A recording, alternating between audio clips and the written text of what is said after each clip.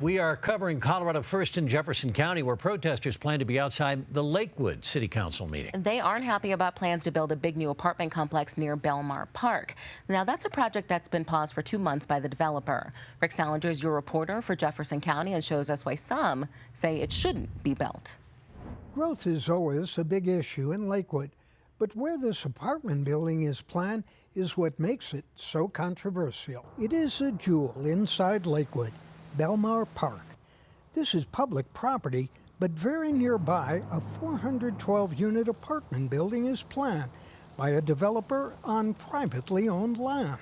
It's going to be a 6-story high-rise with a 5-story parking garage. It's going to take over the whole landscape in this area. Flyers are being handed out to parkgoers to urge opposition to the development.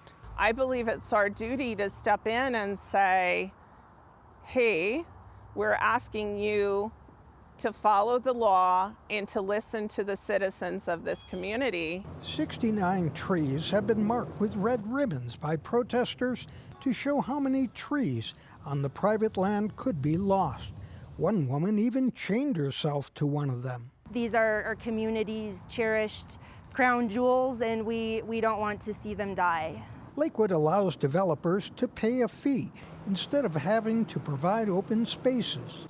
It also allows projects on private property to be approved without community forums. And I believe that it's wrong for one person on staff who is not even an elected official to be able to make decisions like that for the community. The developer, Kairoy, wrote a letter to the City Council stating, "We should have worked to have a community discussion because of the importance of the neighboring park." Lakewood has residential growth limitations, but this project is exempt because it falls in an area that is called a reinvestment zone. Rick Salinger, covering Colorado First. And Rick doesn't just cover Jefferson County for you. He lives there, and he wants to hear your story ideas. Reach out by calling 303-863-TIPS or through cbscolorado.com. Well, here's